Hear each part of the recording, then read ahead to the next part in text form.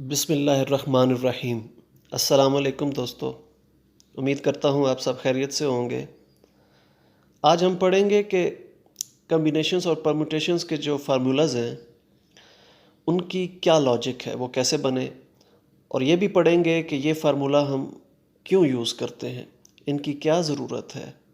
तो आइए इन दोनों बातों को दो एग्ज़ाम्पल्स की मदद से समझते हैं। पहली एग्ज़ाम्पल ये है कि कंसिडर करें कि मिस वर्ल्ड का कंपटीशन होने जा रहा है और इस कंपटीशन में 5 पार्टिसिपेंट्स हैं और उन 5 पार्टिसिपेंट्स में से 3 ने पोजीशन हासिल करनी है जो कि फर्स्ट, सेकंड और थर्ड पोजीशन होगी। तो ये कितनी वेज से पॉसिबल है? तो इसके लिए हम पहले ये 3 स्पॉट्स बना लेते हैं। तो एक फर्स्ट पोजीशन का स्पॉट है, एक सेकंड का है, एक थर्ड का है। फर्स्ट पोजीशन अकर कर सकती है 5 वेज से, सेकंड 4 वेज से और थर्ड 3 वेज से अकर कर सकती है। जैसे कि पहले भी मैं आपको बता चुका हूँ कि पहले स्पॉट पे 5 ऑप्शन हैं, 5 में से कोई भी पहली पोजीशन हासिल कर सकता है, तो वहाँ हमने 5 लिखा। फिर अगले स्पॉट पे 4 ऑप्शंस होंगी क्योंकि एक पोजीशन पहले ऑक्यूपाई हो चुकी होगी, और इसी तरह तीसरे स्पॉट पे 3 ऑप्शंस होंगी। तो यूँ 5 क्रॉस 4 क्रॉस 3 सी है। तो टोटल ये 60 वेज बनी है। अब हमने देखना ये है कि असल में सवाल ये है कि 3 पोजीशंस जो हैं वो आउट ऑफ 5 कितनी वेज से आ सकती हैं। तो वो 3 आउट ऑफ 5 60 वेज से आ सकती हैं। अब इसको ज़रा तफसील से समझते हैं कि ये 60 वेज, ये 5 लेटर्स हैं ABCDE, 5 पार्टिसिपेंट्स हैं। इन 5 पार्टिसिपेंट्स में से 3 ने पोजीशन हासिल करनी है, तो वो 60 वे से कर सकते हैं।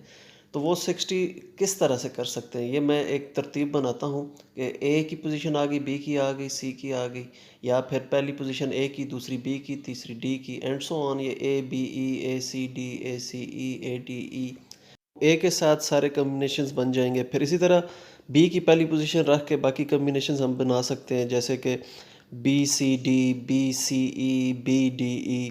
ये बी की पोजीशंस अगर बी की पहली आती है फिर बन सकती हैं, फिर सी की अगर पहली आती है तो CDE।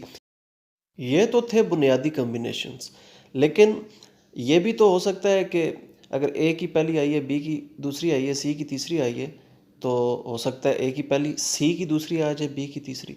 तो यूँ टोटल ये जो पहला कम्बिनेशन है ABC, इसके मज़ीद 6 कम्बिनेशंस बन सकते हैं, जैसे कि मैं आपके सामने बना रहा हूँ। ये 6 मुख्तलिफ कम्बिनेशन बन सकते हैं, और इसी तरह बाकी जो सारे हैं इनके भी 6 कम्बिनेशंस बन सकते हैं।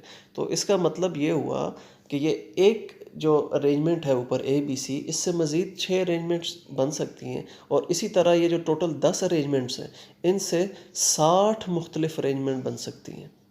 तो यूँ आपको ये यकीनन समझ आ गया होगा कि ये टोटल 60 जो अरेंजमेंट्स हैं ये कैसे बन सकती हैं। अब बात कर लेते हैं कि ये जो NPR NCR के फार्मूले लिखे हुए हैं ये कैसे बने। तो आप अपने राइट पर देखिए कि मैंने ABCDE लिखा हुआ है और उसके नीचे 5 क्रॉस 4 क्रॉस 3 क्रॉस 2 क्रॉस 1 लिखा हुआ है। इसका मतलब ये है कि टोटल 5 पार्टिसिपेंट्स हैं और 5 ही पोजीशंस आनी है, और वो कितनी वेज से आ सकती हैं? 5 क्रॉस 4 क्रॉस 3 क्रॉस 2 क्रॉस 1।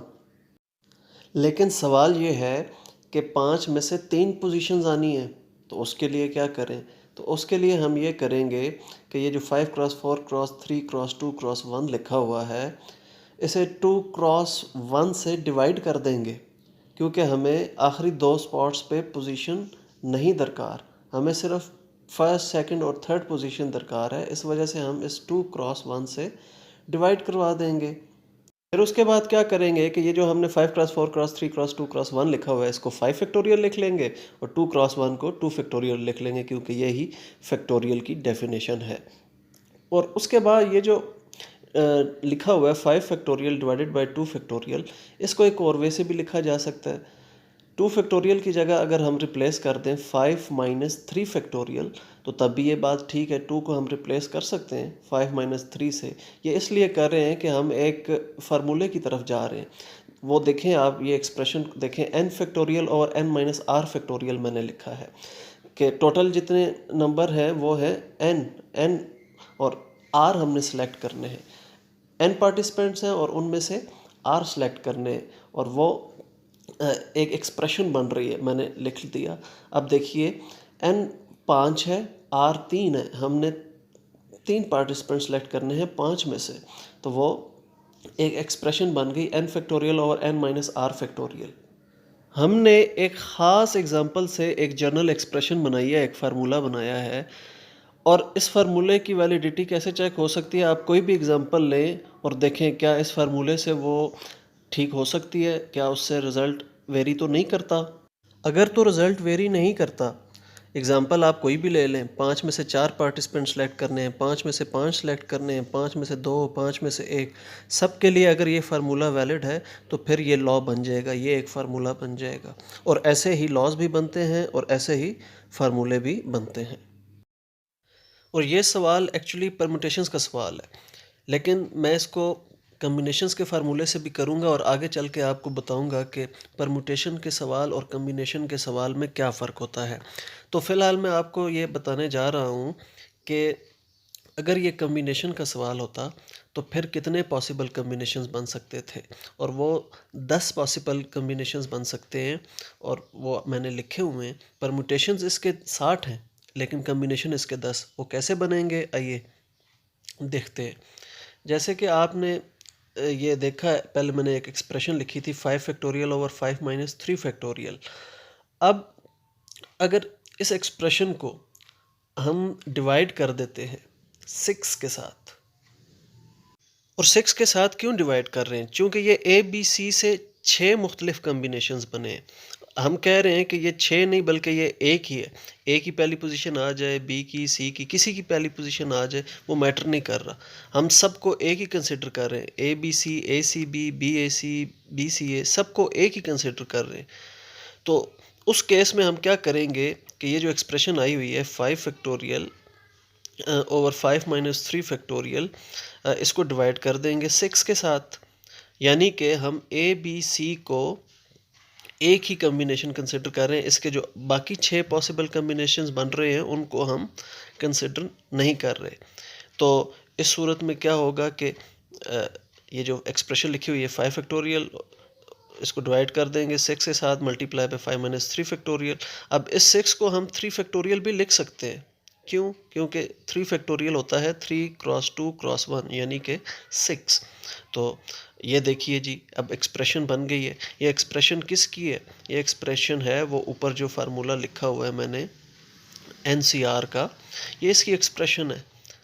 तो यूँ देखें, हमने एक्सप्रेशन बना ली कम्बिनेशंस की। पहले हमने परम्यूटेशंस की एक्सप्रेशन बनाई, अब हमने कम्बिनेशंस की एक्सप्रेशन बना ली है। और ये फ़र्क अब मैं आपको बताऊंगा कि कम्बिनेशंस और परम्यूटेशंस में क्या फ़र्क होता है। जी, तो कम्बिनेशंस और परम्यूटेशंस में ऑर्डर का फ़र्क होता है। ऑर्डर क्या चीज़ है? ऑर्डर का मतलब ये है, जैसे कि ये आपको नज़र आ रहा है, A B is equal to B A and A B is not equal to B A. जी, जैसे अगर पिछली एग्जांपल को आप देखें तो ए बी सी का मतलब ये था कि ए की पहली पोजीशन, बी की दूसरी, सी की तीसरी, और ए सी बी का मतलब ये था कि ए की पहली, सी की दूसरी और बी की तीसरी। तो यूँ इस एग्जांपल में ऑर्डर मैटर कर रहा था। तो जब भी ऑर्डर मैटर करे हम परम्यूटेशंस यूज़ करते हैं, और जब ना करे तो हम कम्बिनेशंस। ये एक एग्जांपल देखिए आपके सामने मैंने रखी है कि 3 पर्सन्स हमने सेलेक्ट करने हैं 8 में से एक कमेटी बनाने के लिए, और दूसरी कि हमने 3 बंदे सेलेक्ट करने हैं लेकिन साथ उनके ओहदे भी लिख दिए। तो अगर 3 बंदे एक जैसे हैं, मतलब एक कमेटी हमने कायम करनी है, उनके ओहदे नहीं है, तो उस केस में ऑर्डर मैटर नहीं करेगा। हाँ, अगर तीनों मुख्तलिफ हैं, उनके ओहदे मुख्तलिफ हैं, तो फिर ऑर्डर मैटर करेगा, फिर हम परम्यूटेशंस यूज़ करेंगे। तो अब चलते हैं अपने दूसरे सवाल की तरफ कि हम ये फार्मूले कम्बिनेशन परम्यूटेशंस के क्यों यूज़ करते हैं। तो इसके लिए एक एग्जांपल मैंने आपके सामने रखी है 3 बैड एग्स 9 गुड एग्स की, और उनमें से 4 एग्स चूज़ करने हैं, 2 गुड हों और 2 बैड हों। तो टोटल हमने 4 एग्स सेलेक्ट करने हैं। मैंने फिर ये 4 स्पॉट्स बना दिए। तो वो कितनी वे से हो सकते हैं, पहले तरतीब लिख देते हैं। हमारे पास 3 बैड एग्स हैं और 9 गुड एग्स हैं। तो 3 बैड एग्स सेलेक्ट हो सकते हैं 3 वेज से, वो मैंने तीनों वेज लिख दी, B1 B2 B1 B3 B2 B3। तो ये 3 वेज हैं जिनसे बैड एग सेलेक्ट हो सकते हैं। इसी तरह 9 गुड एग्स हैं तो वो उसके सारे कम्बिनेशन जब बनाएं तो वो 36 बनते हैं। 36 डिफरेंट वेज से 9 गुड एग्स सेलेक्ट हो सकते हैं। और हमने असल में 4 एग सेलेक्ट करने हैं, 2 गुड में से और 2 बैड में से। तो टोटल वेज जो बनेंगी वो 3 क्रॉस 36 108 वेज बनेंगी। तो यूँ अगर इस सवाल को किया जाए फिर तो काफ़ी टाइम लग जाएगा, काफ़ी लेंथी प्रोसेस है ये। हाँ, इसके बरक्स हमारे पास ये फार्मूले मौजूद हैं। अगर हम ये फार्मूले लगाएं, और ये सवाल कम्बिनेशंस का है, इसमें ऑर्डर मैटर नहीं कर रहा। और ऑर्डर क्यों नहीं मैटर कर रहा? वो इसलिए मैटर नहीं कर रहा कि पहले बैड एग सेलेक्ट हों या गुड हों या उनके मुख्तलिफ कम्बिनेशंस 4 किसी भी तरतीब में सेलेक्ट हो जाएं, कोई मसला नहीं है। लेकिन जैसे पिछले सवाल में था, कमेटी वाले सवाल में, उसमें ऑर्डर मैटर कर रहा था कि एक ओहदा दूसरे ओहदे से मुख्तलिफ था सेकंड एग्जांपल में। तो अब चलते हैं कि इन फार्मूलों से हम कैसे ये सवाल जल्दी कर सकते हैं। ये कम्बिनेशन के फार्मूले मैंने लिखे हुए हैं 3C2 क्रॉस 9C2। ये फार्मूला लगाएं। ये डायरेक्ट कैलकुलेटर से भी कर सकते हैं, और अगर इसको आपने ओपन करके करना है तो इसको फैक्टोरियल्स को ओपन करके भी इसको सॉल्व किया जा सकता है। तो ये एग्जांपल थी ये समझाने के लिए कि ये फार्मूले हमारे किस काम के हैं, क्यों हम ये यूज़ करते हैं। ये इसलिए यूज़ करते हैं कि हम काम जल्दी कर सकें।